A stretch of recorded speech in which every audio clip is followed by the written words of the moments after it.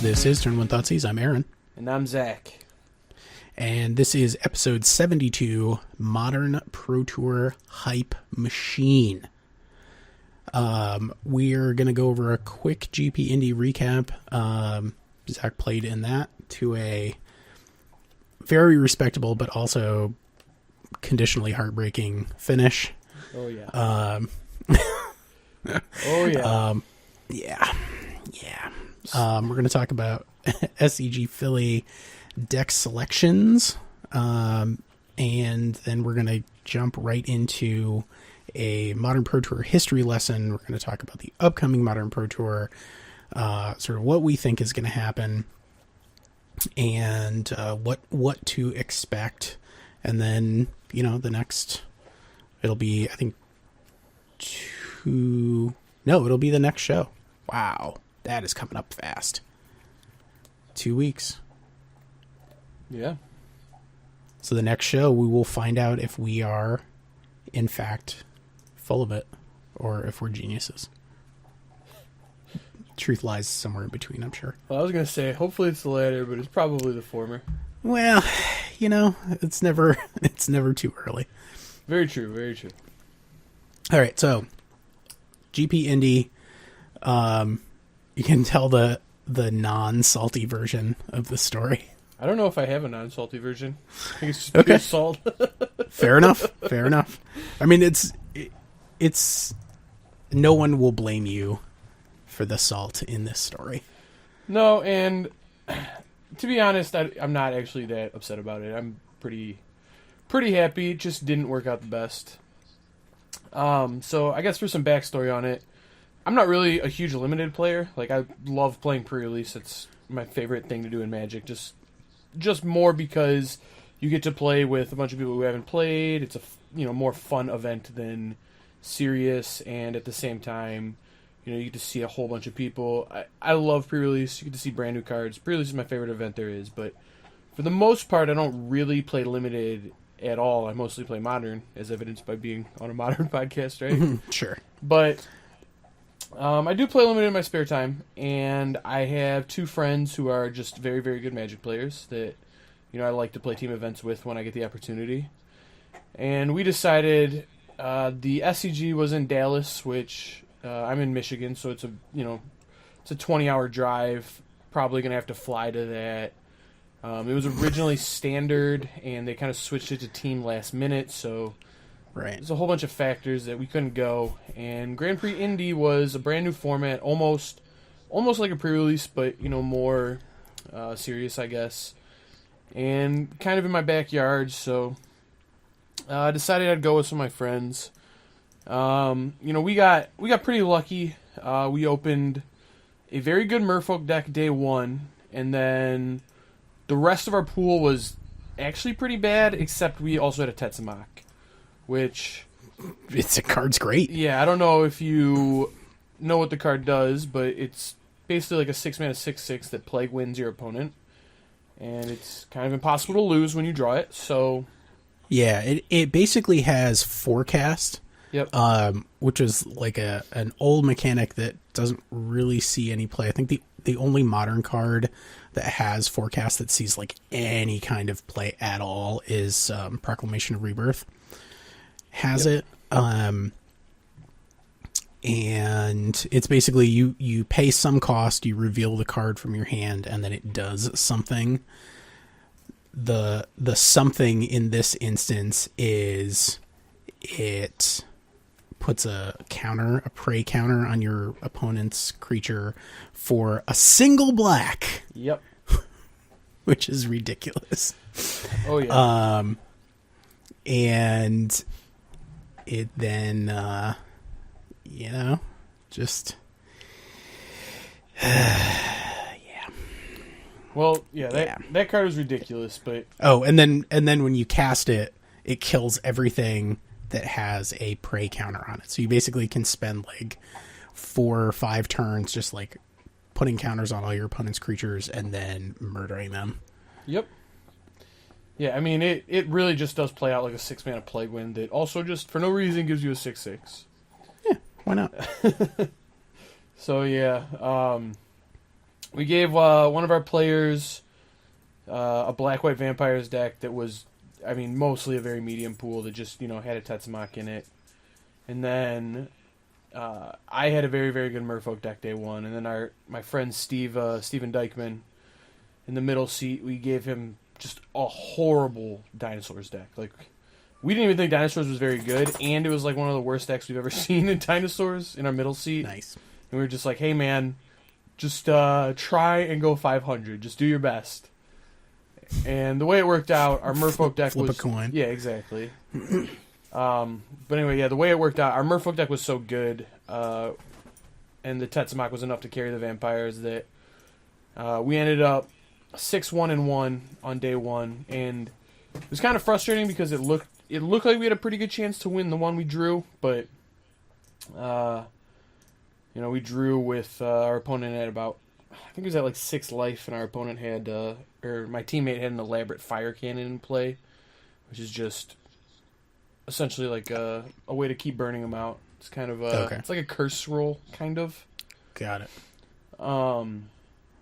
So it looked like we were going to win, but we drew, and kind of, I don't know, the luck of the draw had it that we played 2 pro teams in the first 2 rounds, and that helped our breakers, but the draw really hurt our breakers because we kept getting paired down in the draw bracket.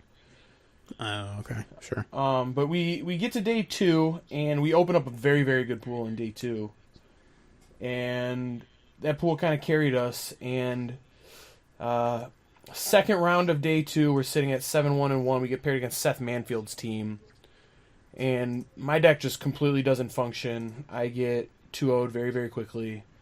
And then my friend, who had the best deck on our team, lost to Seth Manfield, which, that'll happen. Hard to fault somebody losing to the best player in the world. So that was our one loss day 2.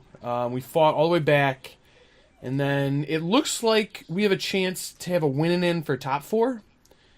And one of the teams on table 2 takes a draw that they really had no business taking. They essentially drew themselves into 5th place if Seth Manfield's team wins. And then Seth Manfield's team loses, and they get lucky and they make 4th. But what should have happened is they should have had to have played because they didn't want to just get passed by Seth Manfield's team, playing for top 4. Right. And Seth's team lost, and then we would have top 4'd if they had to play. So, worked out unfortunate for us. We finished in 5th place, which is kind of frustrating because the GP scene set up a new rule where anybody who went 13-2 in a normal event gets to go to the Pro Tour, and it was kind of to alleviate this feel bad of, someone top 8'd with a 13-2 record, and you get 12th place with a 13-2 record, and you essentially just lose a ton of money in a Pro Tour invite on breakers, basically. Right. So we get 5th on breakers, but because it was only 14 rounds, we didn't get enough points and don't even get the Pro Tour invite. So,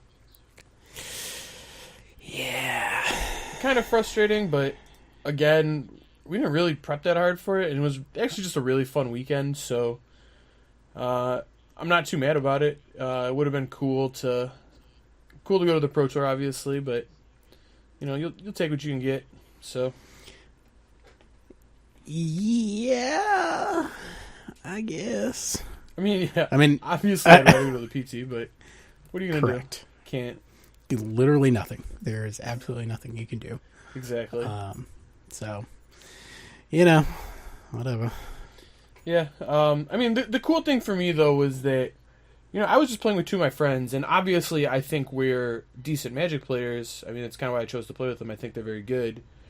And it, more than a good time, it was a huge confidence boost to say, hey, we can pick up these new cards we haven't played with and, do really well in a Magic tournament. So for me, that's what I'm going to take out of it is that, wow, maybe we are very good, and, maybe this can be a momentum thing going forward. So, I guess there's 2 ways you can look at it, but I'm pretty excited about it. All right. So the Modern Pro Tour has a weirdly short history. I guess because there's so many modern events, I don't think that people fully appreciate how few of how few pro tours of it there have actually been, because there have thus far only been 5, which is absolutely insane to me. Yep. So we just went back to the beginning, right? Pro Tour PT Philly 2011 was the beginning, and people had, I think, like a loose idea of what cards were good, but the format just like was almost non-existent, right? There were extended decks that... You want me to give a quick reason as to why the first modern Pro Tour was modern? You do it. So PT Philadelphia in 2011 was originally scheduled to be an extended Pro Tour. Extended was I guess not incredibly popular format, but it was essentially the format that was in Modern's place around 2010, prior to that, and that era, 2010-ish, a little before, a little after. And it was kind of following this format of, there'd be standard Pro Tours, there'd be booster draft Pro Tours. They used to just do straight booster draft Pro Tours too, by the way. But then there would be an extended Pro Tour, and there were times in Extended's life span, I guess, that it was a very, very popular format. Very healthy. People liked it a lot. It lets you play with a bunch of different cards. But Extended was a rotating format, very similar to Standard. It was just essentially Standard with a longer lifespan for the Standard cards. And then also, wasn't there was some weird time period where in Extended where you could have like the dual lands were legal? Yeah, they did that earlier in the extended life cycle, I guess, but towards the end it was really just a Standard where cards were legal for 4 years instead of 2. Got it. Basically. Okay. And so before PT Philadelphia, I guess some of the pros figured out that this was right around the time where Jace and Stoneforge were completely dominating Standard. And they figured out that in the extended format, Jace and Stoneforge just still completely dominated. And around the same time, this modern format, which, people know and love now, but was unheard of, was starting to pick up steam. Mm-hmm. So Wizards decides that instead of, sweeping bannings to the extended format before the Pro Tour, I mean, they would just have to nuke Jace and Stoneforge, essentially. And then they would have thrown stuff off and made it all Jund again, which... it would just been a Bloodbraid Elf Pro Tour, which they didn't really want to see, so they decided, hey, let's try this new modern format. We're just gonna throw the pros at it and see what happens. So they announced it, I think it was like a month before the Pro Tour, that it was actually gonna be modern, and the people didn't even know it was modern until then. And that was the Wild West, right? Just crazy. Nobody knew what was good. Obviously, people knew that there were some very powerful cards in the format, but it seen almost no professional play in the format up till then, so there was nothing to really go off of. Right. So, everybody is just basically playing what we would consider now to be complete nonsense. I'm like looking at some of the... What is going on? Why isn't my search working? So PT Philadelphia has decks like Blazing Shoal Infect, ridiculous. Mono Red Affinity, which was basically like almost exactly standard Affinity, but it had Fling Atog, so it's kind of like Pauper Affinity now, in a strange way, but it had 4 Blood Moon and a Magus of the Moon in the side, and like Breach was still, or 12 Post was still around. Like Cloud Post and Glimmer Post were still in the format. Well, Cloud Post and Glimmer Post had never been in a format together up until this point. Oh, So this was the first time you could ever play them together, and it created... I mean, this is like a superpowered Tron. This is like you could cast Emrakul on turn 4 or 5 in this format, so it was outrageous. Yes. Truly, truly, truly outrageous. And then Pyromancer's Ascension was also there, and this is almost like Pyromancer's this is Storm. Yeah. It played Pyromancer's Ascension because Past in Flames hadn't been printed yet. Past in Flames, yes. That is... Yeah, it had to play Pyromancer's Ascension because it was the best draw engine available to the deck. Pyromancer's Ascension, it also played Banefire on top of Grapeshot, which is tremendous. Like, I'm so into this. And then the finals ended up Splinter Twin had 2 copies in the top 8, and then the final was Splinter Twin versus Countercat. And for everybody who doesn't know what Countercat is, it's basically it's Zoo with Green Sun Zenith, and it's like Naya Zoo with Green Sun Zenith and a bunch of burn spells, and then like Elspeth, Knight of the Reliquary. It's basically Big Zoo, but with burn. And then also like a bunch of weird stuff. It had counter spells. It was 4-color. Was it 4-color? Red, white. Yeah, it was 4-color because it had blue too. I had Bant Charm, Flash Freeze, Rule of Law, Unified Will, which I think was like a brand new card at the time. A lot of Unified Wills. But anyways, so shockingly, Splinter Twin wins it all with like a bunch of like, this was like Ponder, Preordain, Remand. I think Remand was new, but it had like Pact of Negation. So Ponder, Preordain, Serum Visions, I don't think was out yet. Anyways, it was a ridiculous deck. It had Kiki and Splinter Twin. Like, this is a very old version. Crazy counterspells, Disrupting Shoal, All-Star. And, so Samuel Estradi and Josh Utter-Layton, Splinter Twin wins. Everybody is happy. Well, pros are happy. Definitely the pros are happy. Yeah, because they're like, oh, this is the best deck. Super easy. Yep. Welcome to, like, modern. So that in a way, I think, defined what the bounds of the modern format were going to be. Like, there were combo decks, there were creature decks. This was all combo. It literally 7 of the top 8 decks were combo decks, and then there was one deck playing fair that had a bunch of aggro 1-drops and some counter spells, right? Yeah, I guess. I mean, the Blazing Shoal Infect I would consider to be like a straight combo deck. Yeah. But like the Mono Red Affinity is just an aggro deck. I mean, like it has a combo element to it. Sure. Yeah. In Fling, but I don't know. I mean, it's not really like I don't think of it as a combo deck, but that's fair. And it doesn't necessarily have to be a combo deck. Like that one could be more fair. You could consider that fair, but for the most part what we're seeing was there's a bunch of broken combo cards.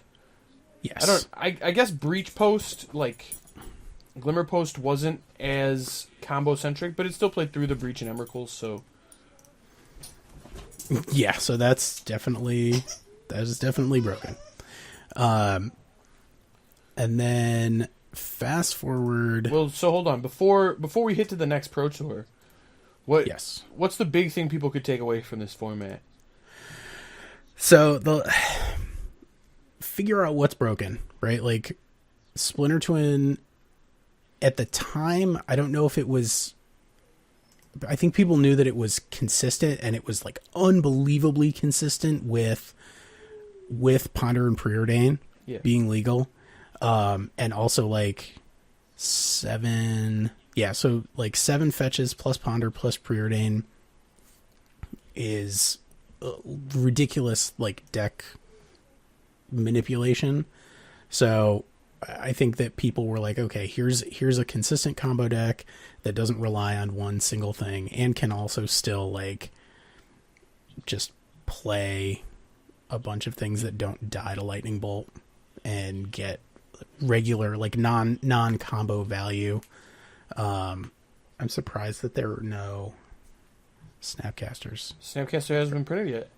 Oh my god, that's right. Yeah, Snapcaster and Past in Flames hadn't been printed yet.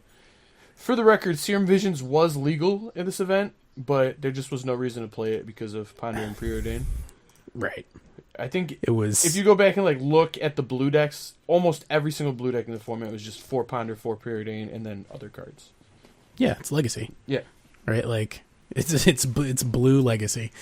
And I guess the other takeaway is, like, there was still room to be fair, right? Like, Countercat beat at least one of the Affinity decks, like Affinity or Infect, and Twin or Storm. And it was, like, running not particularly overwhelming cards. I mean, it had 3 Bant Charms in the main deck. Yeah. Like, you know, that's not a overwhelming power level kind of card. But it got there, you know, and it had Horizon Canopy. It had, like, Green Sun Zenith and a Dryad Arbor, which is obviously good, right? Like, nobody's going to be like, oh, okay, if you go turn 1, play your land, Green Sun Zenith for Dryad Arbor, and then you have 4 mana on turn 2, and you cast Elspeth Knight Errant, like, that's great. And then, like, having a mini toolbox for stuff that you were expecting, Gaddock Teague, Kasala Pride Mage, like, things that are just generally good. And then it also had Rule of Law, like, so white sideboard cards being very strong. But yes, so you can, if you so desire, play a fair game and still beat combo decks. Yeah, I mean, in my mind, this top 8 shows that there was kind of 2 archetypes in Modern that, you know, we're going to see for a long time going forward. One was just the, you know, instant I win the game combo, which we've seen in Modern many times.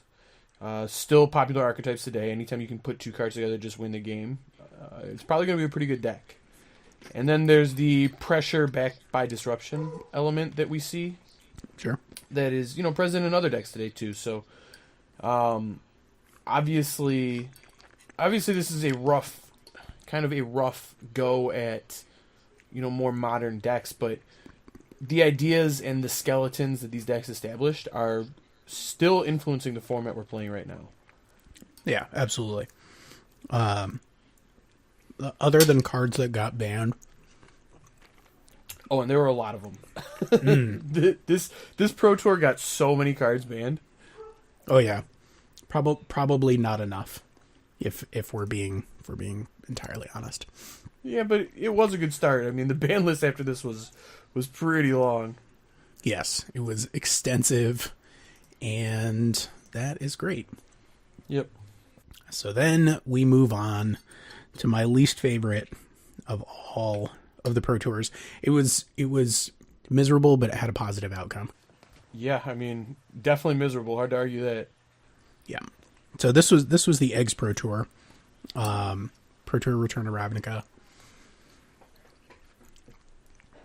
And so by this time, RTR, so Innistrad had been printed. So Snapcaster Mage exists, Liliana of the Veil exists, Past in Flames. Like there's a lot of things that are modern staples that now exist that didn't exist at the time, or that didn't exist the first time. Yep. So we have, with all of these new tools, including Bloodbraid Elf, we have Jund. Scapeshift exists now in like a pretty much unchanged. Oh, this is original Scapeshift. This is like Prismatic Omen Scapeshift that still ran a lot of counterspells. Well, Prismatic Omen existed. This was just they thought this was the best way to build it. And to be fair, back in this format, Splinter Twin was legal, and if you just played red-green Scapeshift while Splinter Twin was legal, you got destroyed. You could never beat Splinter Twin with that deck. So you were kind of forced into playing this control deck that could interact with the Splinter Twin deck. I mean, that was kind of just the option you had. So that's why we saw the original Teamer Scapeshift, honestly. And that was there. So you would think that there would be Splinter Twin, but there is no Splinter Twin in the top 8. And the reason there's no Splinter Twin in the top 8 is because Jund, especially like Bloodbraid Elf Jund, because Abrupt Decay exists, is amazing against Splinter Twin. Yeah, and this Jund deck is really the story of the event. Something like 30% of the field was playing Jund. Jund was completely outrageous. The deck was just ridiculous. It had gotten a bunch of new tools from Return to Ravnica. In Deathrate Shaman? Deathrate Shaman was the big one. That completely fair Magic card that people still are like, oh yeah, it's fine. Yeah, it's Deathrate Shaman's probably the best creature in Legacy right now. It's probably not even going out on a limb. I think it's just between Deathrate Shaman and True Name Nemesis, and putting Deathrate Shaman in a category with True Name Nemesis kind of gives you an idea of how messed up the card is. And yeah, I mean this deck got Liliana the Veil recently printed. It got Abrupt Decay newly printed, which, as you said, just helped you destroy the Splinter Twin decks. And yeah, I mean, Return to Ravnica was really good for the... Mostly it was Deathrate Shaman. Deathrate Shaman... Well, and like Deathrate Shaman into Bloodbraid Elf on turn 3. Yeah, I mean, Deathrate Shaman just did everything this deck wanted to do. If you look at Modern right now, what is something that pile of removal decks have trouble with? Well, creatures that come back from the graveyard, like Prized Amalgam. Well, Deathrate Shaman takes care of those. Or, what is something Jund has problems with? How about Fast Combo? Well, what's really good against Fast Combo is turn 2 Liliana the Veil backed up by hand disruption spells. So, you play turn 2 Liliana the Veil, and then your turn 3 is Thoughtseize, now you discard. That's tough. So it's what the kids call a backbreaker these days. Yep. So, yeah, Jund dominates. Eggs, I don't even think Eggs had a great matchup against Jund, to be quite honest. I think Stanislav Sivka was also just a master. I'm sure that the matchup was probably... It wasn't miserable. The matchup was actually probably decent, but I don't think anything had a better than 50% matchup against Jund in this field. Deathrate Shaman and Bloodbraid Elf were just too strong. Yeah. Well, it didn't... I think the thing is, like, Jund had enough disruption and card advantage that if you could keep them from going off, you were fine, because you could close the game out with Tarmogoyf and even to a lesser degree Bloodbraid Elf. But sure, you had like enough reach where a couple of good hits with the Tarmogoyf, just keeping them off of like Second Sunrise nonsense. And they only had Treetop Village. No, Raging Ravine had been printed.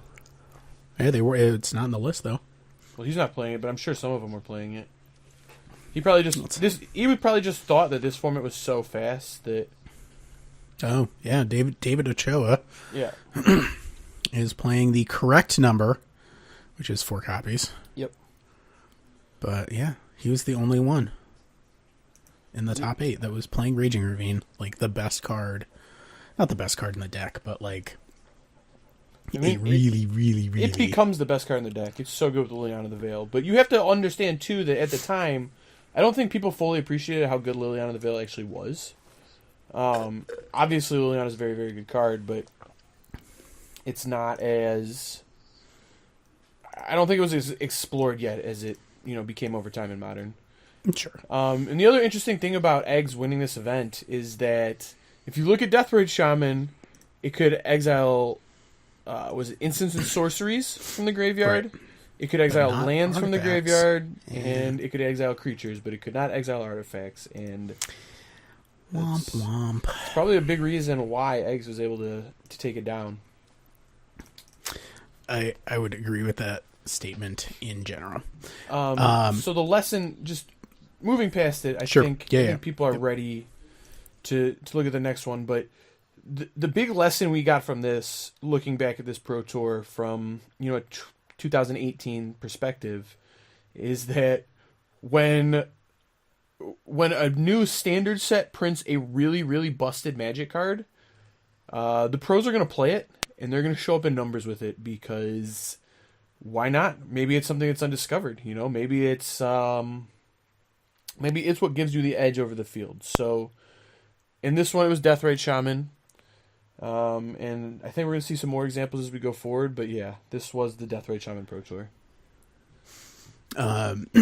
So after this, thankfully, Eggs gets banned, because what a pile of nonsense. I mean, there's a pretty big wave of bans after this. Deathrate Shaman and Bloodbraid get the axe. Second Sunrise out of Eggs goes. Wizards decides to nerf Storm some more, because they probably should. Why not?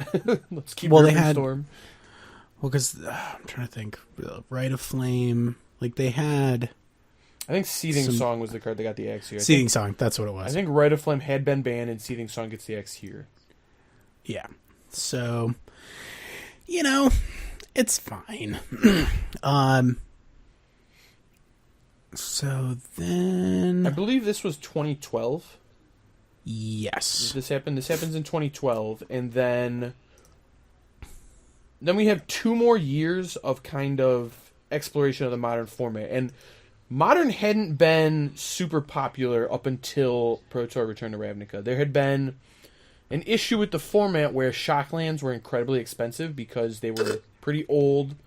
Ravnica was not a very open set. It happened at a very down period in Magic's history of, I guess, people playing. So there just was not very many Shocklands. And it was really hard to just buy Modern decks. They were very, very expensive at the time. Well, Pro Tour Return to Ravnica, comes out, and obviously Return to Ravnica reprinted Shocks. So after this set, there is a huge uptick in the amount of Modern. And I think a lot of people that play now still owe, the fact that they play to this time period of just giant increase. And a lot of it, too, is because of how exciting Modern was at the time, right? Oh, yeah. I mean, I remember when I came back from my last break, was Journey into Nyx pre-release was the first event that I actually played after I came back. And so that was right after Innistrad RTR Standard.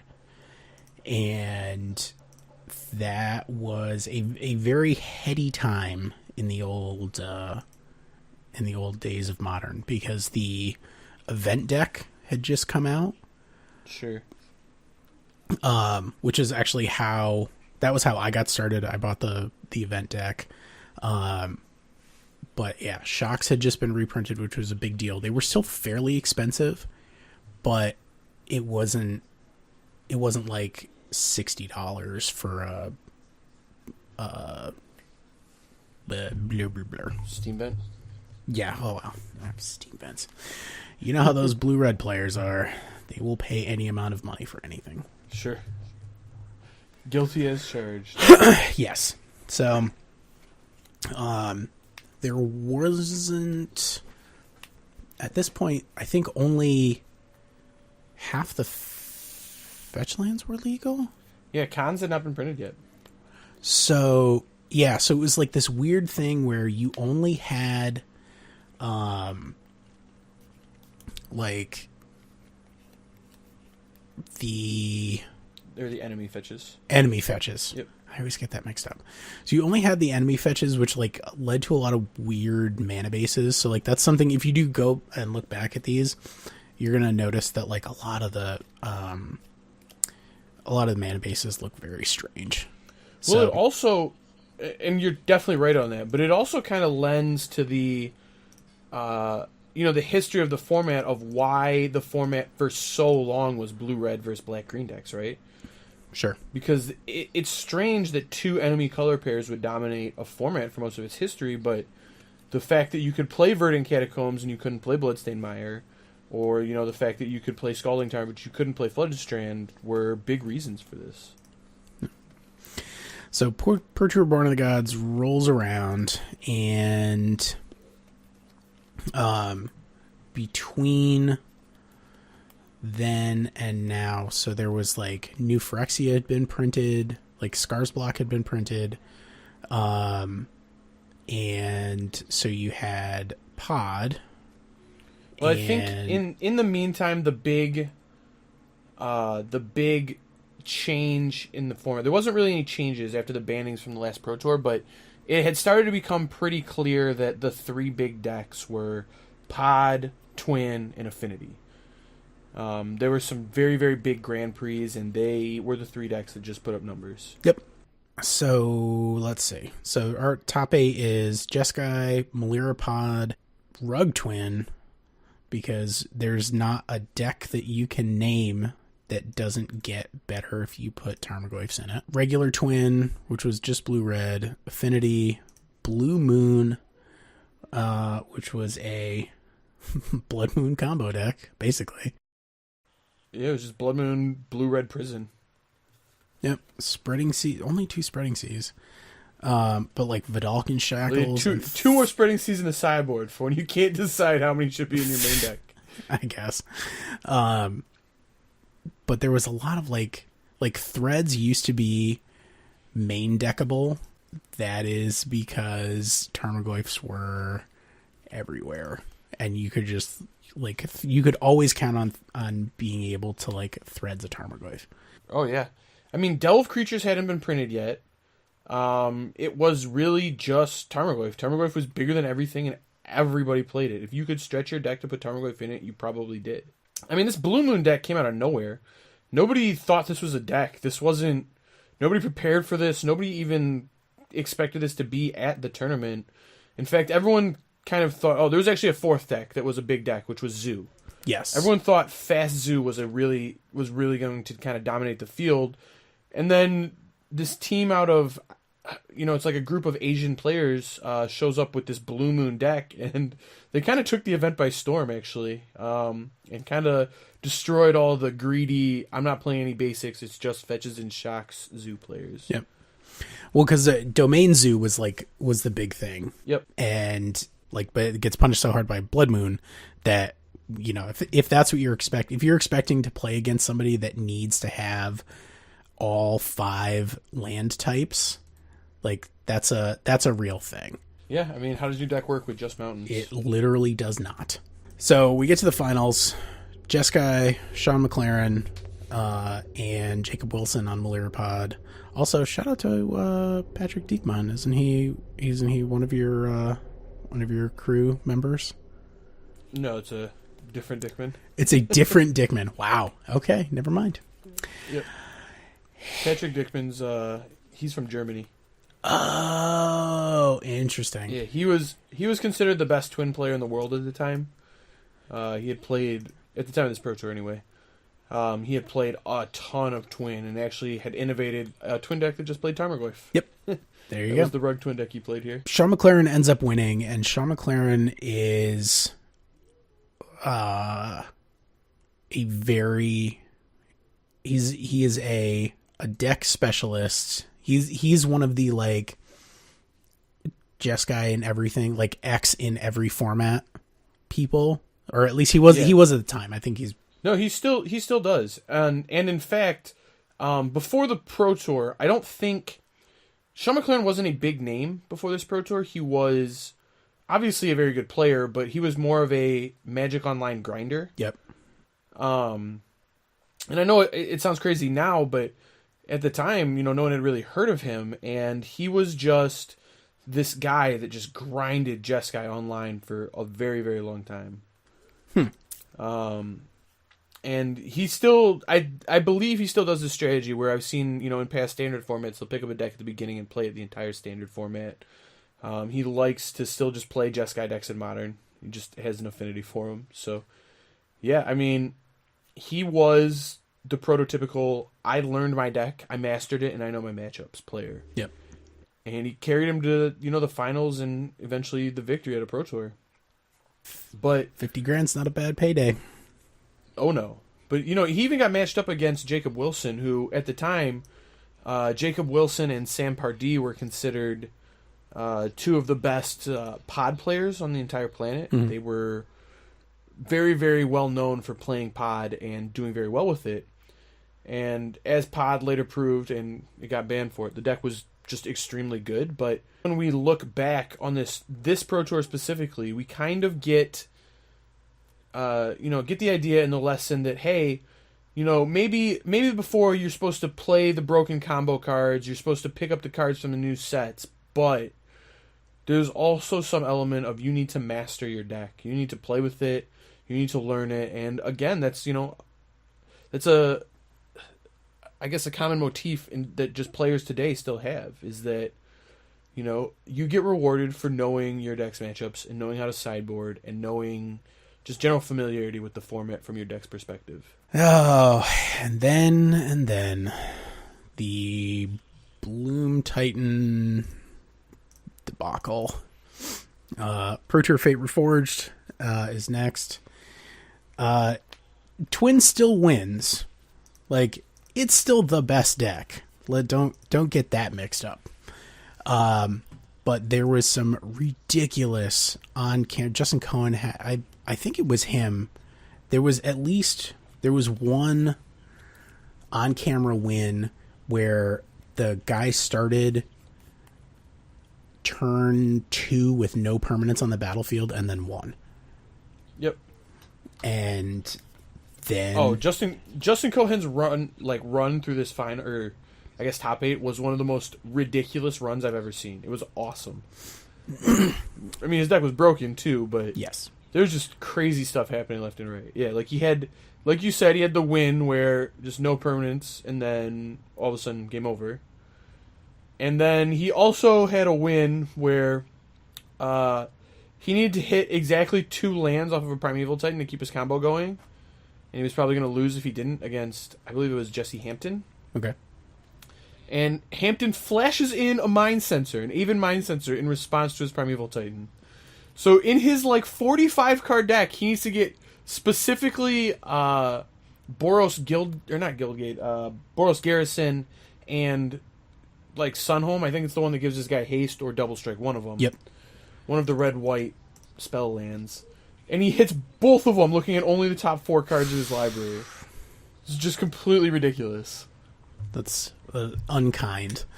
I mean, yeah, it was one of the luckiest luckiest Primeval Titan searches I've ever seen, but it was pretty pretty awesome. Right. So these cards had been around forever. Summer Bloom was even around before I think it was in 7th and 8th. Or it was in 8th. So it was in 8th and 9th. But I mean, that card is ancient. That card is from Visions. Nobody played it. And then suddenly it was holy crap, this thing with Primeval Titan, a notable offender that we will, I'm sure, revisit someday. This was the 3rd anniversary of cards Primeval Titan getting cards banned. But somebody figured out that there was this combination of existing old cards that turned into a nonsense party, and they did the thing. And we're what's second place at the Pro Tour? It's a lot of money. What? So what's second place at the Pro Tour? Oh, I don't know. $25,000, something like that. Sure. Ton of money. Ton of money. Yes, for doing the most ridiculous thing you can think of. Yep. Well, and to be fair, like this whole Pro Tour was kind of dominated by Abzan and Twin, and if you look at the top 8, that is, shown there by 3 Abzan decks and 2 Twin decks existing. And both of them had kind of had, well, Twin really hadn't had any new cards printed. Abzan had been gifted Tassiger and Windswept Heath for whatever that mattered. It's not nothing to have like 4 or 8 on-color fetches. I mean, that's no, especially when you're playing 3 colors that aren't red in Modern. I mean, that matters because you need to get your basics right. Right. When people play Blood Moon. Yep. Yeah, Sorin Solemn Visitor had come out too, which just increased the value of Lingering Soul so much. Also, too, I'd like to point out that this is the first time we see Burn in the top 8 of a Modern event, and we see 2 copies. And for those who just kind of think, for those of people who've been playing Modern for a while, you kind of just think as Burn of this, you kind of think of Burn as this deck that's just kind of always been there, right? But there was a long time where Burn just wasn't a deck. Right. Burn wasn't good. It only had 2 creatures you wanted to play. For a long time, it only had Goblin Guide. There was just Goblin Guide and then other bad creatures you didn't really want to play. Right. And then it got Eidolon of the Great Revel and Journey to Nyx.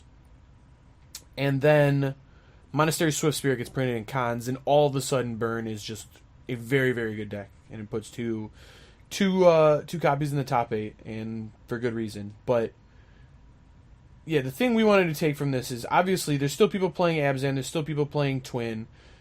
These strategies were not new. They were decks that had been in existence and were starting to kind of Black Green X, Blue Red X were just kind of starting to take over the entire format. Right. And I believe Pod was banned right before this. Yes. Yes, right before this event, actually, Treasure Cruise, Dig Through Time, and Pod were banned. So Pod had been a very big staple of the format and kind of fell off, and that's why we're starting to see Abzan decks here. Yep. Because you couldn't play Pod. But Blum Titan shows up, and Blum Titan was really just played by Sam Black and Justin Cohen, who are 2 friends. I think they were roommates at the time. I don't really know their exact relation, but I know they were very good friends, and they tested together on this deck, and Blum Titan was a deck that had seen play. I think there's maybe 2 copies registered of it at the last Pro Tour, but it really had seen no success, and it didn't even really get new cards. It kind of was just so strange and so, difficult to play that you needed to put in just a massive amount of reps to really learn the deck. Yeah. And it has a lot of very confusing sequences. Yep. And just a lot of options at all times. And it played 27 lands with more lands in the sideboard. Like, it was a very weird deck. But they, Sam and Justin Cohen kind of, put this deck on the map. And eventually it got Summer Bloom banned because they just started to show people, this deck is messed up. It does some really degenerate things. Well, and it was still, this was still playing Hivemind. Yep. Which is like an interesting thing because Hivemind combo had existed previously. Like Hivemind Pact combo was a thing. I mean, yeah, kind of. Well, it existed, but it just wasn't that powerful because it was essentially a 2-card I win the game combo, except it was just slower than Splintered Twin, right? Like, you just couldn't cast your 6-mana I win the game until, later in the game. And then it didn't always win because the whole point was that they couldn't pay for your pact, but, like, what if you cast a pact and then they can pay for it because you cast your thing on turn 6? This was a case of an innovation that just pretty much came out of nowhere and took down the whole thing. Yep. Pay attention to what Sam Black is doing. Spoiler alert, he's playing Lantern. Sure. So more bannings, and things are fine until... Were there more bannings after this Pro Tour? I think Summer Bloom, yeah. Summer Bloom was like the only... and Splinter Twin. Summer Bloom and Splinter Twin. Yep. Yep, those are the next two bannings. Right. So those ridiculous cards get banned, and people are salty, understandably. Not about Summer Bloom. Nobody was sorry to see Summer Bloom go. No, this deck got really tiring to play against pretty quick. People were salty about Twin, rightly so to a certain extent, but also it invalidated like so many decks that we wouldn't have the format that we have now if there was still Splinter Twin, because everybody would just play Splinter Twin. Yeah, I mean, it got to the point where Splinter Twin was like 25% of the field or whatever, and there were different Twin archetypes. I mean, people were playing, Jeskai Twin with Restoration Angel and Kiki Jiki. People were playing Grixis Twin that played Kolaghan's Command to get back Seaver Exarchs. There's just straight Blue-Red Twin that played Blood Moon. As you saw, Patrick Dickman played Temur Twin just to play Tarmogoyf. I mean, there was all sorts of shenanigans, Twin variants going on, yeah. So that's that, but it's it really is the room for innovation, the cards that you're like, is that even a card? Is that card a real thing? Sometimes it is. So then fast forward the next year, Pro Tour Oath of the Gatewatch, and then the problems began. Well, I know we just talked about it, but let's point out that right before this Pro Tour, they banned Twin. Yes. Like, the Twin banning, it was allowed to go on for a full, year. Twin was illegal, and then I think it was like 3 or 4 weeks before the Pro Tour, boom. Yes. Twin gets the axe, Summer Bloom gets the axe, now what are you going to play? Yeah, what are you going to play? And it turns out that they conveniently printed a bunch of cards that are pretty good when you can play, a bunch of 2-mana creatures for 0 and play a bunch of 5-drops as 3-drops and 4-drops as 2-drops. And because Eldrazi Temple, once again, had existed for a long time. Iougin had existed for a long time. Iougin was like a commonly played card, though. It was in every Tron deck you saw in the entire format. They all played at least one Iougin. Sure. I mean, that is a very reasonable thing, because it searched for your win cons. Yep. So I remember during, it was actually the same day as Pro Tour Fate Reforged, there was almost like SCG regionals or something like that.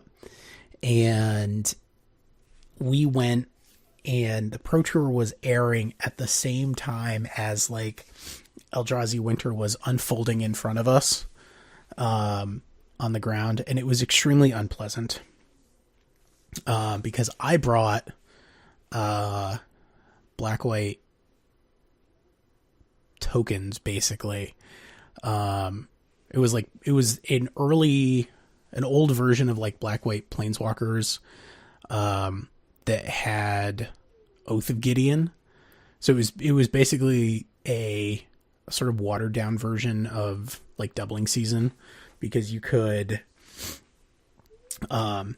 curve like Oath of Gideon into 4-mana planeswalker, and there were a bunch of them that like you could pretty much ultimate right away.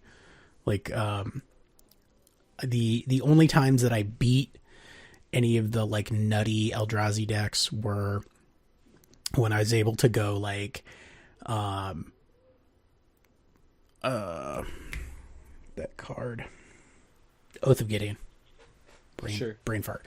Like Oath of Gideon into Elspeth Terrell, because you could ultimate her right there, and her ultimate is great. Destroy all no talk. Destroy all non-token creatures, right? Correct. It's I think it's non-token. It's all permanents except for planeswalkers and tokens or something like that. I have not played with that card in a very long time. Elspeth Terrell. Destroy all other permanents except for lands and tokens. There you go. The wording is very specific. So you just basically drop this and wipe their board and then kill them with a bunch of Lingering Souls. And like you activate Sorin first because he's about to get blown up. Boom, pop your Elspeth Terrell, blow up the world, kill a bunch of people with Lingering Souls. It was not a great plan. But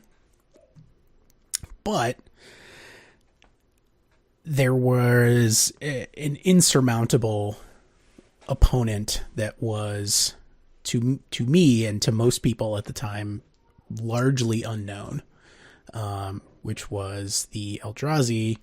And the thing, right, the tipping point, and I think this is recent enough that many modern players currently will remember this. So the reason that Iovugan and Eldrazi Temple Eldrazi Temple specifically didn't see a lot of play is because there were no cheap Eldrazi. They didn't exist. So, you know, having a soul land that like ramped you into whatever Ulamog's Crusher or something like that it didn't have value in the same way. But when they printed 2-mana Eldrazi, 3-mana Eldrazi, 4-mana Eldrazi, 5-mana Eldrazi, having 2 soul lands that you could play 4 copies of, right? Like, so you play 4 Eldrazi Temples, and then Iovugan. I mean, obviously Iovugan was legendary. That was its quote-unquote limiting factor, which was not really a limiting factor. You know, play out a couple Mimics, untap, Temple, Thought Not Seer, 12U, and then that's it. And there were not decks at the time that could really keep up with that. And the only deck that had, at least at the event that I was at, the only decks that really had any kind of success against that was Affinity and Infect were kind of like the only ones that really like got there. Well, Infect still couldn't even really beat the deck. I mean, as it played out, there were 2 decks in the entire format that even had a chance against this deck. Yep. It was, in the end, it was Affinity and Kitchen Finks Malira combo decks. Right. And that was just because these were the 2 decks that could keep up on mana. You know, if you're playing 8 1-mana mana accelerants in Kitchen Finks Malira combo and an I win the game combo on the spot, it turned out that it was fast enough to keep up. And then, of course, Mox Opal and Affinity backed by cheap flyers, which was something the Eldrazi deck actually did struggle with, was a bunch of cheap flyers. Yep. That gave you a chance. But leading up to the Pro Tour, Eldrazi actually wasn't a complete unknown. Eldrazi was a deck people were trying, but had not come even close to building right. Yeah. Well, and even like the version that won is just like, we would look at it now and it's laughable. Like, some of the cards that it's playing are unbelievably ridiculous. Well, sure, but like at the time, the popular version was like a mono black processor deck that was like Wasteland Strangler and Heartless Summoning. Yep. To cast like very quick Ulamogs, and even like Sire of Stagnations. They were playing, and I think it was Blightherder. I was really excited about Blightherder. I was really excited about Blightherder. I'm still excited about Blightherder. That card's great. I mean, Blightherder is sweet, but the thing people were missing was that these Iovugan and Eldrazi Temple were broken now. They were broken in half, and people could tell they were broken, but they weren't quite sure how to break them exactly. Right. And as it turned out, it was, you know, hey, reducing, like, you know, using Iovugan to reduce my 4-mana creature into a 2-mana creature is really, really powerful, right? But what's better than that is casting 4 2-mana creatures on turn 1, you know? Making your land tap for 8 mana was just completely outrageous. And the 2-mana Eldrazi lets you do that. There was Eldrazi Mimic, which was one of them, and then, of course, the thing that people were missing was that you could cast, I think it was called Endless One. Endless One, yep. Yeah, the X. Yep, that you could cast Endless One as a 2-mana 2/2 for 0 mana, essentially. Yeah. So, yeah, I mean, that broke the Pro Tour open. Pro Tour, this was one of the most degenerate Pro Tours we'd ever seen.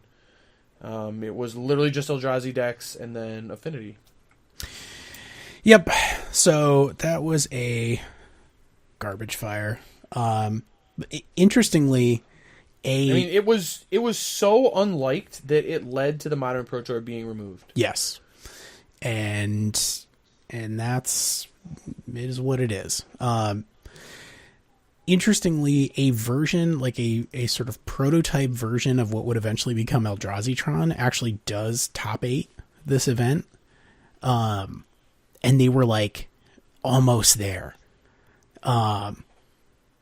It had Blinkmoth Nexus, Ivugin, and Mutavault instead of Tron lands. And I mean, I guess you would play Ivugin with Tron lands, which eventually did happen. Well, for like a minute. And so now, but everything else is pretty much there. Mimic, Endless One, Matter Reshaper, Smasher. They were using Simian Spirit Guide for more acceleration, Spellskite. But it had 4 main deck Chalice of the Void. Like, that's really interesting to me. That combination of things is what turned out to be like the thing that eventually turned into like a real deck. Or turned into a current deck, I guess. So, yeah, big mana. Big mana is always busted. New cards had been printed that gave new life to cards that had existed for a while. And there was a recent banning that sort of like threw everything into tumult. The best players in the world figured it out pretty fast. I think the big thing here was that when you removed I win the game combos, then the decks that cheated on mana the best just won. I mean, it was pretty simple. I mean, if you like look down the field, it was like anything that was cheating on man turn or on mana did the best. There was one burn deck that got 24 match points. There was a zoo deck with Magus of the Moon. Yeah, main deck Magus of the Moon just to try and beat Eldrazi Temple. And four Blood Moon on the side and Crumble to Dust and still like barely cracked top 16. I mean, it's hard to take anything for granted in this format because there were so few decks that knew, or there are so few teams here that knew exactly how broken Eldrazi was. Right. And the top tables were just littered with Eldrazi players. Yep. So it was like this Eldrazi cannibalizing Eldrazi metagame that, you know, other things would slip through the cracks, but I mean, it was Pro Tour Eldrazi. It led to Eldrazi winner. It was one of the most degenerate modern formats we've ever seen. And yeah, I mean, it turns out when you cheat on mana, you win. Like, it's that simple, right? Where does that leave us? So the next Modern Pro Tour, I am cautiously optimistic that it will be a triumphant return, but I am also deeply worried that it is going to be, like, at the end of the day, all of the finals of all of these Pro Tours have pretty much, except for Jeskai versus Birthing Pod, except for, okay, so like Splinter Twin versus Countercat, like that's cool. Jeskai versus Birthing Pod, that's cool. But like Jun versus Eggs, garbage fire. Amulet versus Splinter Twin, garbage fire. Eldrazi versus Eldrazi, mega garbage. Like garbage fire made of other garbage fires.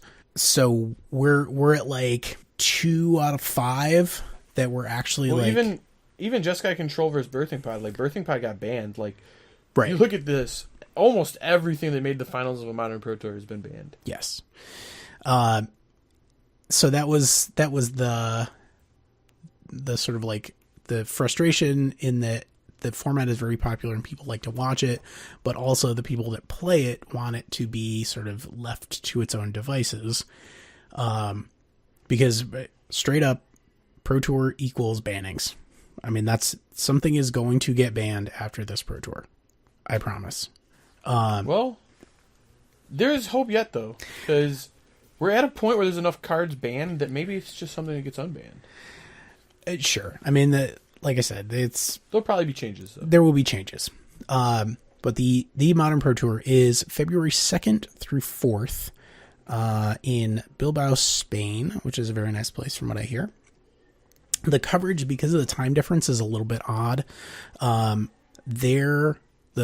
Bilbao, Spain local time is GMT +1, which is 6 hours ahead of Eastern time. So the coverage starts 9 a.m. local time, which is, so all 3 days starts at 9 a.m. local time, which is midnight Pacific, 3 a.m. Eastern. Yep.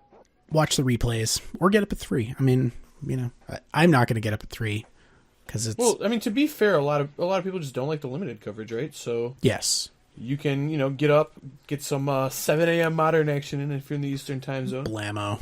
And enjoy that. It's a good way to start off a Friday or a Saturday. Yes, indeed.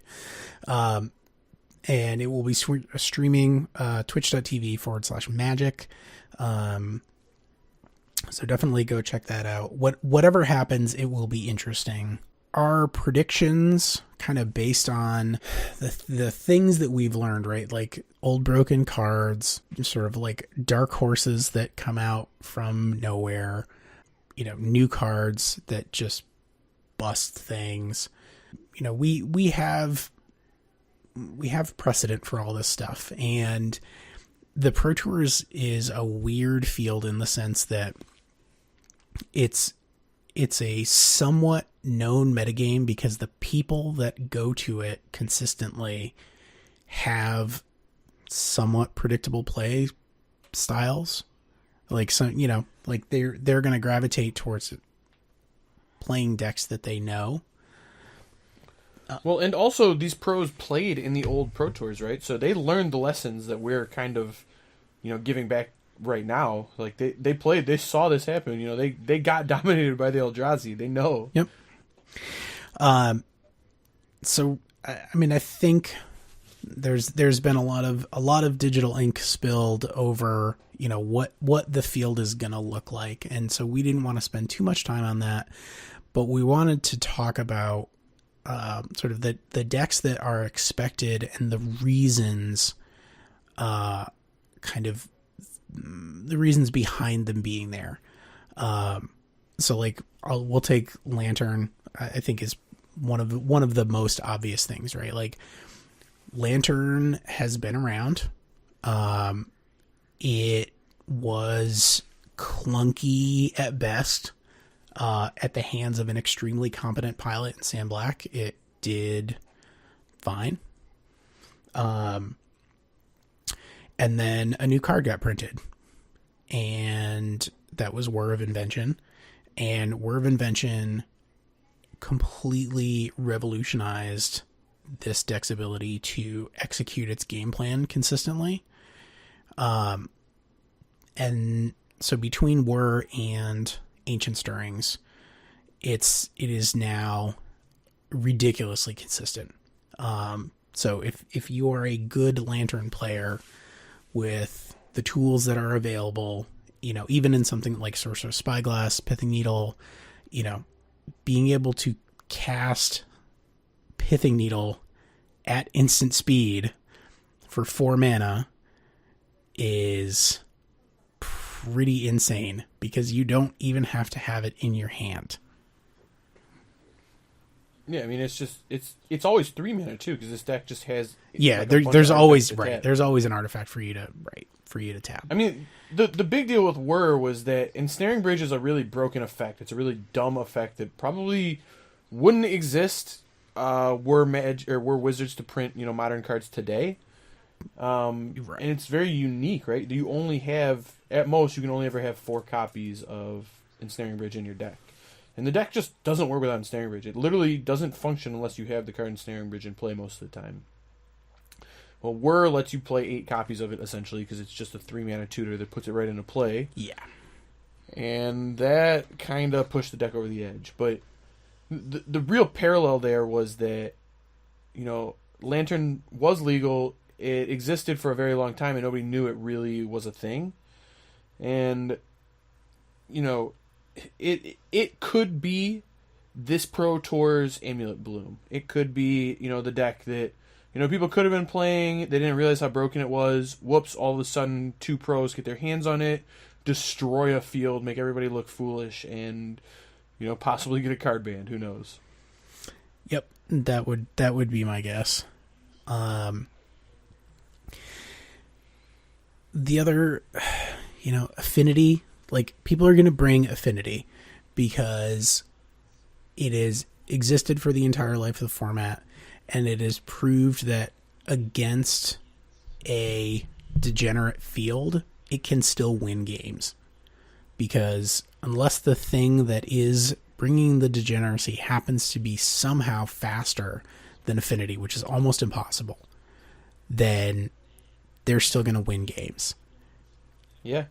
I mean, Affinity's not going anywhere. Like, Affinity has been in, I think, 3 of the top 8s we looked at, maybe even 4, and then, no, it was in 4 of the top 8s, and the one I don't think it was the one dominated by Jund, and that one had a second Sunrise, which was like an artifact combo deck. Right. So, like, yeah, Affinity's not going anywhere. This deck keeps top 8ing Modern Pro Tours.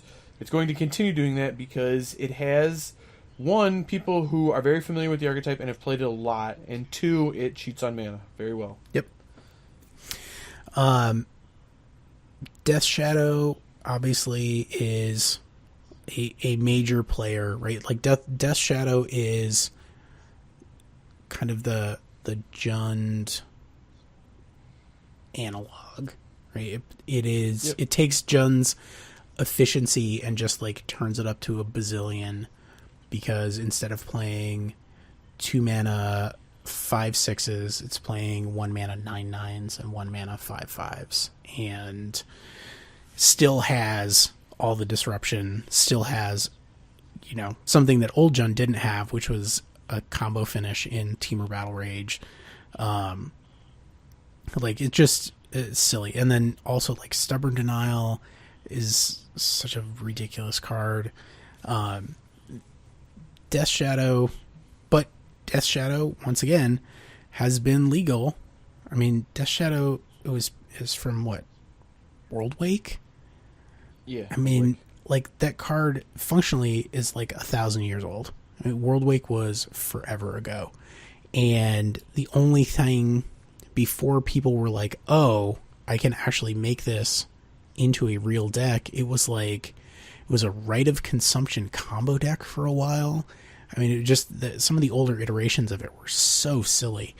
And, you know, then all of a sudden, here it is. I know it saw some play in, I think, Gerard. It was like a Golgari legendary creature that lets you scavenge. Yes. And the idea was to, like, discard it and then scavenge it for... It was in 13 counters on your guy or whatever. Yeah, it was like, there was so... Sutured Ghoul was in that deck. Like, that was a Vengevine deck.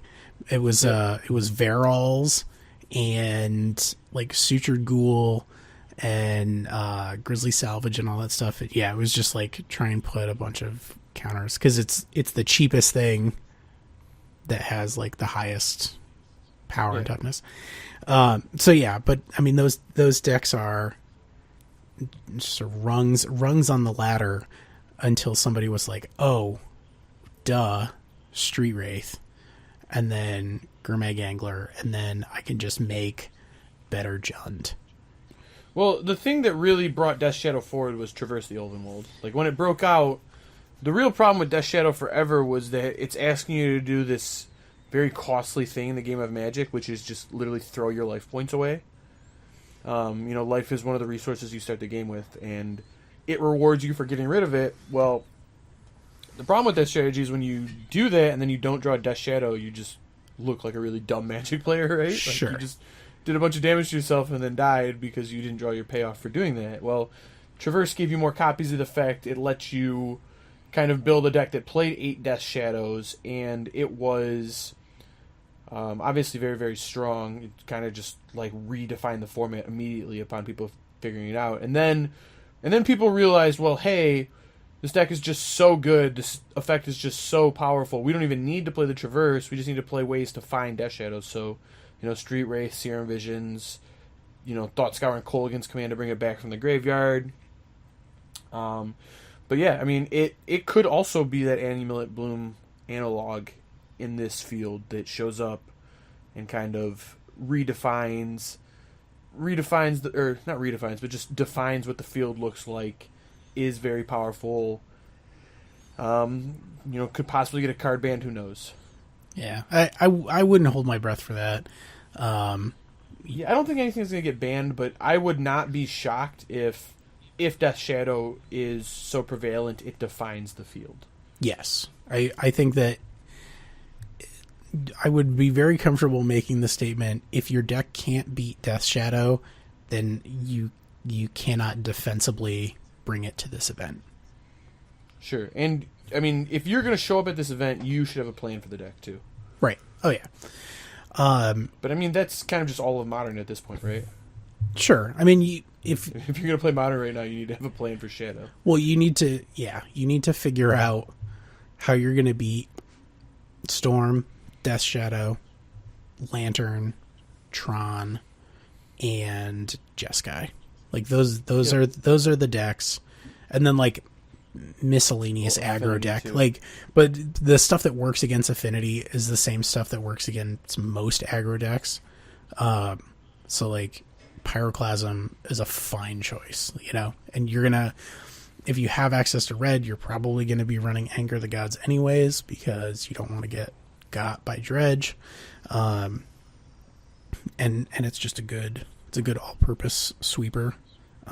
Sure. I know that, I mean, like, even, Titan Shift is running, any of the Scape Shift variants are running Sweltering Suns now. So there's plenty of things that are out there. And Stony Silence is great against Lantern.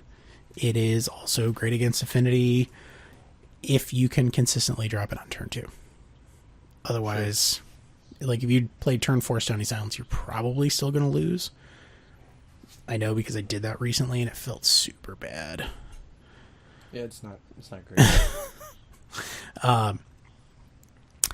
Yeah, let's keep going with the field here. So I think people know. Yeah, so then Jeskai, and this is more your wheelhouse than mine, but Search for Azcanta is out there, baby. It is at least a 2 of in every blue-white X deck that I've seen since its printing, pretty much. Well, it's not even just blue-white. It's literally just blue X. Like, if you're playing Snapcaster Mage and you're not also playing Death Shadow, you're probably playing Search for Azcanta at this point. Yes. And, like I said earlier with Jund, where there was this whole Modern tournament where Deathrate Shaman just kind of solved all of Jund's problems. It controlled the graveyard, it accelerated the deck, it gained life when you had your Bob going. It just kind of did everything the deck wanted to do. Well, blue decks forever in Modern have had this problem of, it's a little bit slow, it's a little bit dirtily, it doesn't really have a good source of card advantage. Well, what about a Rampant Growth that also is just this unbeatable late game card draw engine? And that's really what we've learned Search for Azcanta is in these decks now, and just all the blue decks are playing it. And I would not be shocked if at the end of the event, Search for Azcanta was in every blue deck in the field. I could honestly see, I don't think this will happen, but I would also not be surprised if Death Shadow shows up with 2 Search for Azcantas in the sideboard. Hmm. And I think that one's a little bit unlikely, but at the same time, this card might just be so good that every blue deck should be playing it. And, maybe not. Maybe the pros, go off test and realize that it's a little slow. It's not as good as we think it is, but right now it looks pretty darn good, and people are playing it. Well, I could see it in 4-color Death Shadow. I don't know necessarily if I see it in like regular Death Shadow, because the thing with 4-color is you get access to Lightning Bolt that you wouldn't in like a bug version. So like adding red to bug and adding Search for Azcanta to sort of like dig for your reach and potentially like removal spells and stuff like that seems really strong. Well, I could just see it in Grixis just based on the fact that it finds Serum Visions and Opt and Thought Scour. Like, the only thing you want it for is to draw cards. And yeah, maybe it is like 5 or 4 mana, draw a Serum Visions, and then you have to Serum Visions into your next draw. But like, the deck floods sometimes, and just having essentially Library of Alexandria it's good. I mean, yeah, maybe you have to pay more for it, but it's good, and it's colored. It's a colored source that, you know, fixes your mana. It speeds the deck up. Yeah. The deck's already playing Thought Scour. It's very easy for it to flip. I don't know. I don't think it's right based on the fact that people aren't playing it yet. But again, like, I wouldn't be shocked if Death Shadow shows up with this card in its sideboard. Yeah, I mean, hey, flood insurance is a real thing, man. Like, Ramunap Ruins got banned in Standard because it was just no cost flood insurance that was all upside, and you know, that's kind of what this is, right? Like, if you end up flooding, you just activate Search for Azcanta, and it will draw you into action every single time. Sure. Pretty much. I mean, I guess you could whiff on it, but even if you whiff on it, if you're not shuffling, like, you still are like burning through. You're actually seeing new cards every single time. Sure. Which is not the case all the time, right? Like, even something like Ponder to be used, or no, Ponder. Yeah, Ponder, I guess, is the shuffle. The ability to shuffle is an important part of its power. Oh, definitely. I mean, getting Ponder and Brainstorm locked would... They'd be like, Ponder and Brainstorm would be horrible without shuffle effects, but they're some of the most powerful cards in the game. Like, there is something to just ripping through your deck. Yep. There are a lot of decks that try to do that. Yes. So, I think it's probably... That's a strong bet. And then Tron, obviously... Tron has, like, a bunch of different issues, or a bunch of different things that are sort of going for it and also making it potentially targetable in my head anyways, right? It's crazy mana acceleration. The payoffs that have been printed recently are insane. Like, Ulamog the Ceaseless Hunger, Ugin, like, those are so many orders of magnitude better than Wormcoil Engine and just Karn. That I don't think that you can ignore the fact that, like, having better payoffs is a very real thing. And so we have a tried and true archetype full of busted mana that now has a brand new card that is ridiculous with it, which is Blood Sun.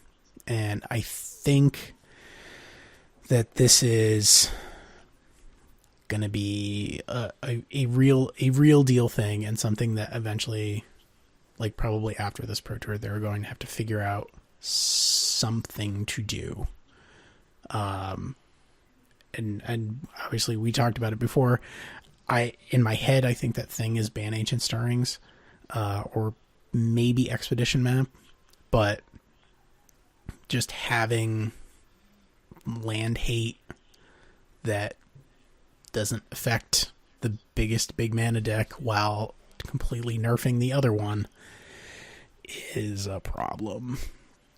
Yeah, I mean, I don't know that I would go so far as to say that this is going to lead to bannings, but at the same time, we just talked about Search for Azcanta. It honestly feels like Blood Sun was printed to hose Search for Azcanta, and it might have been in Standard. Like, that could be the reason it exists, but in Modern, it is this crazy tool for Tron that not only turns off the decks that were good against Tron and Valakut, but also turns off the cards that are very good against hating Tron and, like, Ghost Quarter and Tech Edge. So, and also, it's not zero that blue decks historically in Modern have never beat Tron. You just could never beat them unless you were specifically Splinter Twin.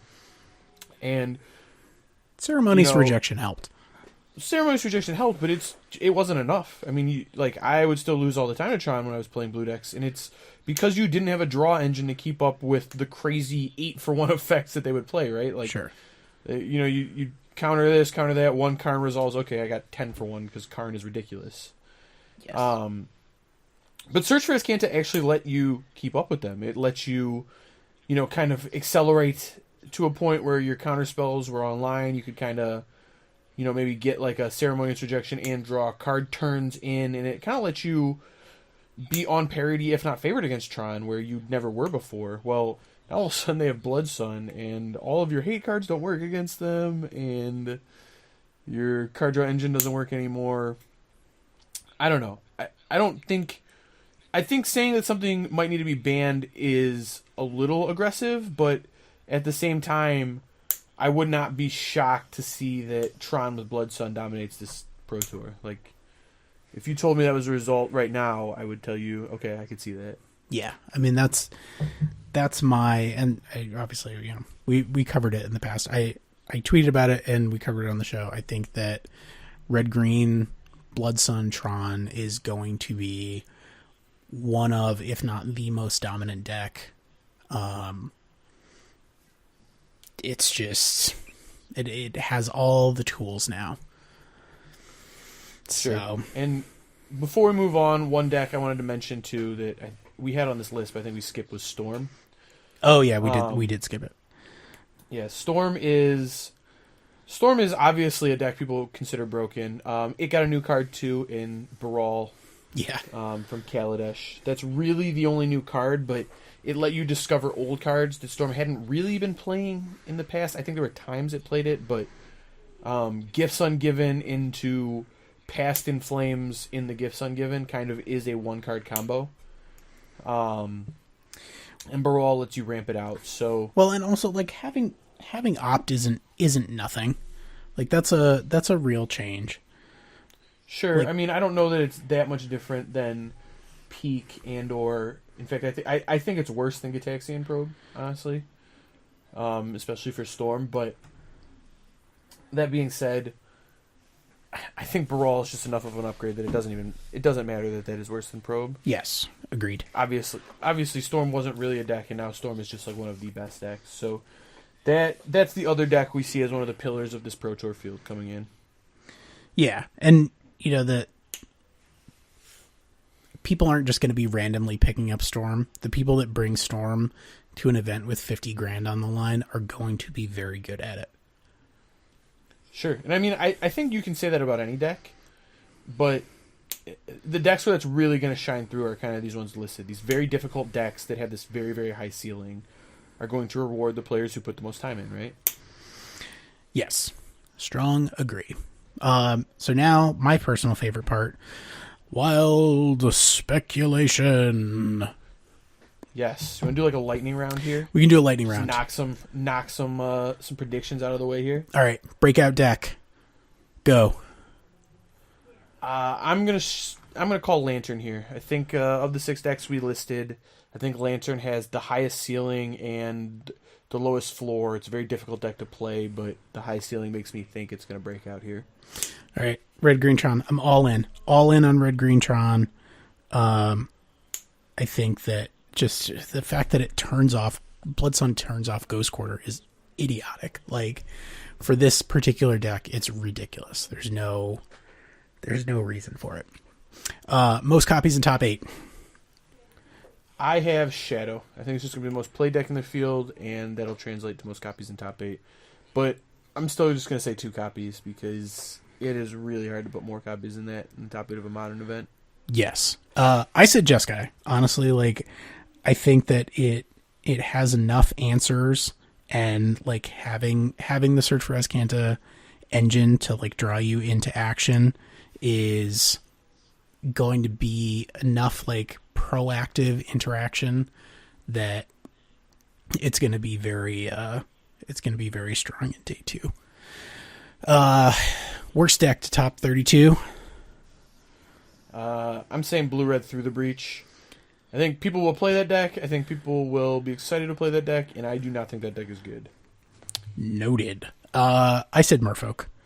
I think that like if we're in the world where Tron like gets all the toys, then 8 Cs becomes like a reasonable deck where you just play 4 Spreading Seas and 4 Seas Claim in the main. And, you know, they can, if you're putting them on like turn 6 Worm Coil Engine plan and you're on the I'm going to kill you on turn 4 because all you have is islands, I'm pretty into that. Like I think that's a realistic scenario. Card most likely to get banned. I'm going to say either Brawl or Grape Shot. Something from Storm. I think it would be Grape Shot. That was the solution that I suggested to the world, was to ban Grape Shot and just turn Storm into a token deck so that like it can be more efficiently hated. Sure. But yeah, who knows? I said Mox Opal because I think, I mean, it's time. No, unless something is just so. It's been on the to-do list since 2011, right? Like, yeah, we're 7 years deep. On the clock. Yeah. But every single time something more pressing has come up that needed to be addressed. But I think this might be the time. I think Lantern may be the thing that pushes it over, because it's very important to that deck. Most played color. It's got to be blue, not close. Black. I think between Jeskai, Storm, Grixis Shadow, we're gonna see a lot of blue. No, I said black. It's fair. I mean, I think black's the best color. I just think blue will show up in the most number. Okay. Ixalan / Rivals of Ixalan card most likely to show up other than Blood Sun, because we already know that there is a 100% chance that people will be registering Blood Suns at this Pro Tour. I mean, it's kind of a cop-out, but Merfolk Mistbinder. I guess there's some element that maybe Merfolk won't show up, but if Merfolk shows up, they're probably going to be playing the new 2-mana Lord. Yeah, I mean, that's a very a very solid assumption, because I mean, Merfolk is a Lord's deck. So I said Silent Gravestone. I think there's a very real opportunity for Dredge to come in and sort of next level the common hate cards that are played against it, by playing Silent Gravestone. And Silent Gravestone is such a low opportunity cost for them to play at like 1 mana. I think that it's too good not to play, and I think Dredge hits the other that sort of affinity-esque. It can do well even against degenerate things because it's so fast. Sure. I think that is a real thing. Yeah, 1 mana. Whew. That's so good. Yeah, don't play a tap land on turn 1, and you can play this. It's a very low cost of entry. Yep. That was all we had for the speculation round. What would you play if you were going to the Pro Tour? Well, I think not even just at the Pro Tour, but next weekend, SCG Philadelphia for me. I'm probably going to be playing Modern for my team. And for me, the deck I would choose right now is Mono White Eldrazi Taxes. You know, I think I've talked about it in the past, just on the podcast. I think it was just mostly last episode, but yep. I've been putting up some numbers with it on Magic Online. I think the deck is a lot better than people give it credit for. The addition of Eldrazi Temple, Eldrazi Displacer, and Thought-Knot Seer gave this deck an angle it's never really had before. And I honestly think the matchup it has with these decks we previously listed is very, very good. I'm a little scared Blood Sun makes the Tron matchup go from like very unlosable to unwinnable, but you know, if that's the case, so be it. Yeah, we'll have to figure that out in time. We don't know yet. Not much to be done about it. Yeah, exactly. But the deck's very good against Death Shadow. It's very good against Storm. It's actually a lot better against Affinity than people realize. And it can just beat Lantern because it has main deck ways to interact with the bridge. Mm. And then, despite it seeming like blue X decks would be very, very good against this, it's incredibly favored against blue decks. So I like its matchups in the field, and I think it's going to catch people off guard. So I think that's the deck I would play. Okay. I'm still on black white smallpox. I think if I was in a position where I was going to go, I would bring black white smallpox. I would go heavier on planeswalkers probably than I normally do, but right now, like 4 Kitchen Finks and 4 Bloodghast is really, really, really treating me right. I don't know.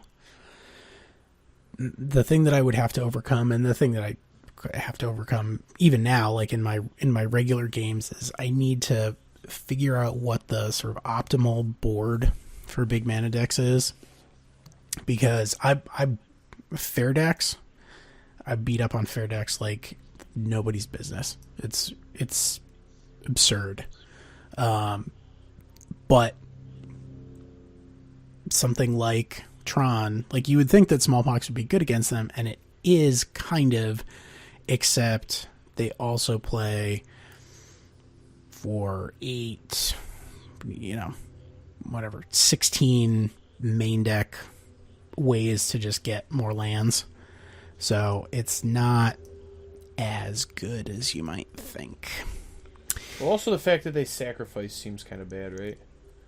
Like, Tron only needs 3 lands. Like, they're happy to sacrifice the other Urza's Mine they just played or whatever. Yeah. I mean, it's a huge dog to Valakut, which is unfortunate. Like, I don't think I've ever really won, like, a pre-board game. Like, maybe, like, by accident. I've never been like, okay, here is my strategy for a pre-board game against Valakut. Because they just kill all your stuff. And then your face. So I think that is what I would do. I'm looking at simpler solutions, because like Fulminator Mage is usually the go-to. It still feels slow. Like even on the play, it still feels slow. So I'm looking, maybe back to Evil Presence, Contaminated Ground, just because I can sort of trade. I can trade up at 1 mana. I feel comfortable, like trading 1 mana and a card for 3 mana. Like if I can turn a tower into a swamp for 1 mana, I'm pretty okay with that. Sure. But I don't know. It's really hard. Or I can just like go heavy on surgical. It's really, it is a puzzle that has a solution. But I just have to do it. So that's pretty much where I'm at. But yeah, I'm sticking with it. And also just Kitchen Finks, man, it's so good.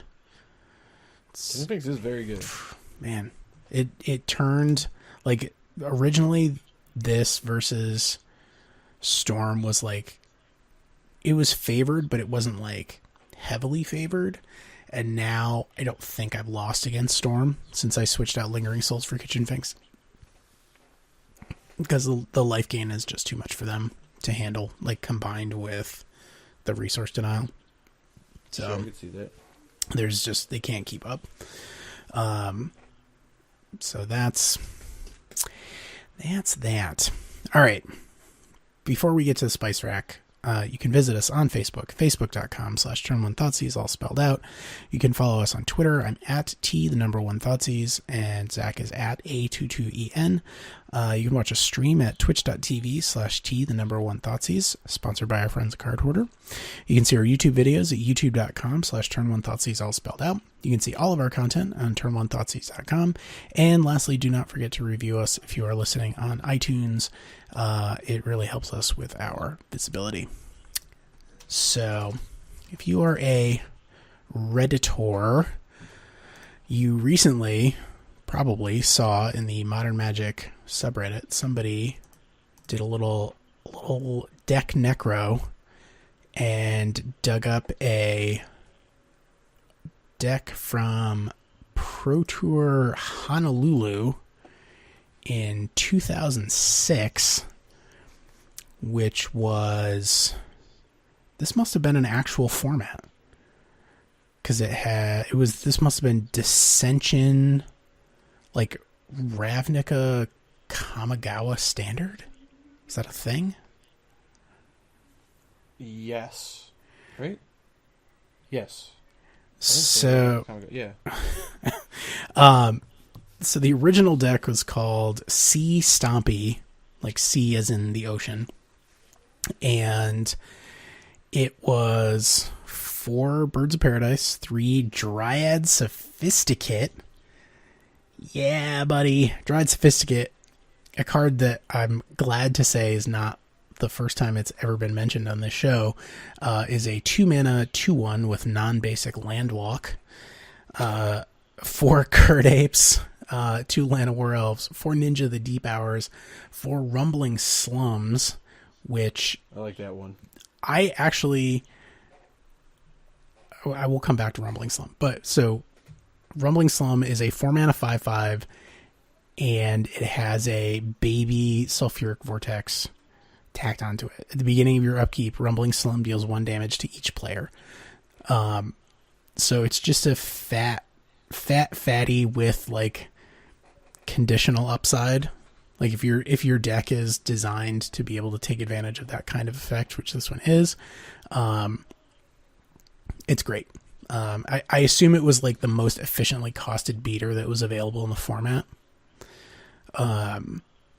And then 22 lands, Electrolyze, Mana Leak, Remand, 3 Umezawa's Jit, and 3 Thoughts of Ruin. So this silly card is our spice rack for this week. And Thoughts of Ruin, a card that I did not know existed. I don't know this card existed either, but it is sweet. 2 red for a sorcery, straight out of Saviors of Kamigawa. Each player sacrifices a land for each card in your hand. So, yep. Basically, the deck was stick anything, like stick a beater, preferably Rumbling Slum, I guess, would be the ideal one to close it out quickly. But anything with a Jit is very good. So throw Jit on a Curd Ape and, send in the Knuckleheads. And then once you stick your beater, you go Thoughts of Ruin, sack 4 lands, 5 lands, question mark lands. Like you've got Remand and Electrolyze. Like you're going to be up on cards. Ninja the Deep Hours also draws you cards. So you've got 4, 8, 9, 10, 4, 7. You've got 14 main deck draw effects. So when you cast your Thoughts of Ruin, let's say conservatively you have 3 cards in your hand. That's strong. It's going to be enough to put your opponent off whatever their plan is, because by that time they are planning to have 4 or 5 lands. And then you just Rumbling Slum them to death, and everybody's happy. Except your opponent. Your opponent's never going to be happy when you cast this. No. But I'm interested in putting this in a modern deck that is really good at drawing lands, has red mana, and is interested in, is really good at getting ahead on board. Right? Because, it's an Armageddon if you can be ahead on board and still have cards in hand, right? Yes. And that's a pretty classic combo to win the game. So I can think of one deck that this might, I don't know if it's right, but this sounds to me like it could be really busted in Dredge specifically. Because Dredge plays life from the loam. You're good at getting the lands you lose back. It's good at putting cards in its hand because it plays life from the loam. And it's really good at getting ahead on board because it just dredges creatures out of its graveyard straight into play. So, I don't know. It's probably not right. It might just be a little slow for the deck, but I could see it being very interesting in Dredge. And I tell you what, as a blue player playing against Dredge, I don't think you're ever beating this card. I could see a ton of decks that just would fold to it, like Tron. That honestly, Tron would normally not even be terrible against Dredge either, just because it has like main deck relics sometimes. Right. So this is interesting to me. I think this is a modern power level card that sees no play, and it should see more. Yep. So the Reddit user username is See You Around Kid, and they posted the deck up as C Stompy 2K18. And it's basically it's the same, conceptually the same. It's a rug tempo deck with mana denial as its sort of main source of tempo. So there you go. And it plays Tarmogoyf. Like, it has so much more.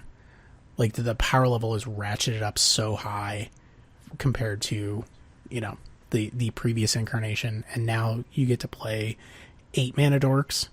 So, like, losing your lands matters even less. Narnum Renegade is very good at, like, drawing you cards off Ninja of the Deep Hours, because people are not particularly incentivized to block a 1/2 Death Touch. Sure. So you're just like, oh, Ninja, draw a card, take 2. Well, it's a sweet one to play again, too, right? You can just, like, run it back out. Yep. And it's got the Revolt because you picked it up. Yep. Kaboom. So definitely check this deck out. I think it will probably make the rounds on Magic Online pretty quickly. Thoughts of Ruin is already sold out everywhere. It will be back. Like, it's sold out because nobody was paying attention to their Saviors of Kamigawa bulk rare, like, stock levels. So it was 50 cents. When it comes back, it will be $1. Sure. And who knows? Maybe it turns into something. But a really interesting card and a really interesting deck. So as somebody that likes to play reg tempo decks, like, maybe I will find a way to work this into Reg Delver. 4 mana is a little tough, though. Double red is even more tough. So maybe not Reg Delver. Maybe some rug tempo deck that includes a Delver that is not specifically a Delver deck. I'm telling you, man. Dredge. You're going to get them. Dredge with Delver? That sounds great. Well, not so much that. Oh, I see. Dredge with Thoughts of Ruin. Actually, what would be good with this? Search for Azcanta. Kind of. I mean, it would help you, like, build up your hand, but the problem is then you, like, wouldn't be able to activate your Search for Azcanta because you just sacrificed a bunch of lands. In the theoretical Rug Delver Thoughts of Ruin Search for Azcanta deck. All right. And I guess the fact that it, like, rampant growths you and then you get to cast it, like, that's not 0. So maybe it actually is better than it sounds. I don't know. It's probably trash, but it's not going to stop me from spending a couple hours trying to put it together. Dude, I'll try this. Okay. Nailed it. We need to get a stream with this guy. I want to Thoughts of Ruin people. Okay. Done. When you come back from Philly, then we can do that. Yep. Oh, so anyway, so I did the follow up to Rumbling Slum is when I saw this deck, I immediately ordered Thoughts of Ruin, and I was like, you know what? I'm going to get the Rumbling Slums anyways, because there really are not a lot of that, like Sulfuric Vortex, what was the other one? Pyrostatic Pillar? Yeah. There really aren't a lot of those effects, and it's at least interesting, and I like big dumb creatures. Sure. So, there you go. It's a Rumbling Slums. It's had like 5 printings now. Like, it was in, like, Guild Pact and Plane Chase Anthology. I think it was in Commander once. Like, it's all over the place. It's very easy to find. The art's cool. Like, I love Dissension. Anyways, like, if you have a dumb card that was printed in Dissension, I will definitely play that card. Sure. Thoughts of Ruin is kind of sweet with Knight of the Reliquary, too. Yeah. It buffs it. Oh, that's so good. Oh, with Squadron Hawk? Oh, jeez. Oh, jeez. The jank. The jank intensifies. Oh, busted it wide open. Oh, and then you could use Sword of Feast and Famine to like maximize your mana, and like Garrett Wildspeaker. Oh, this is happening. This is happening. Oh man. Naya Thoughts of Ruin. Naya Thoughts of Ruin. You can even Vampire Conquistador, dude. Just get more cards in here. Sure. Yeah. Oh god. What a garbage pile. But who knows? Maybe it'll win a Pro Tour someday, and then it'll get banned. But anyways, thank you so much for listening. We will catch up with you next time. Love you guys.